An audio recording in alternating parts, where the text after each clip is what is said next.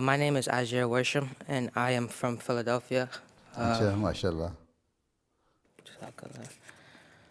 I have recently converted to Islam, Ahmediyya, and I'm very passionate on serving Allah subhanahu wa ta'ala and Islam. May I ask for your advice to fulfill that? You see, the first thing is that Allah Ta'ala says that I have created the human being for his worship. Since you have accepted Ahmadiyyat, you should try to offer your 5 daily prayers. Yes. And in your prayers, you pray to Allah Ta'ala that Allah Ta'ala guides you, always keep you steadfast and strengthen your faith. Right?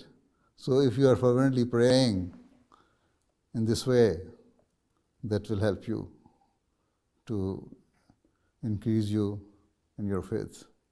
Secondly, you should try to learn how to read Holy Quran in Arabic text. Start learning it. During that time, you can also read the translation of it and find out from the Holy Quran what are the commandments given to us for our betterment. What are the do's and don'ts given in the Holy Quran for us to practice and for us to avoid them and refrain from them. Right? So in this way, you will increase your knowledge, your faith, and your close relationship with Allah Ta'ala.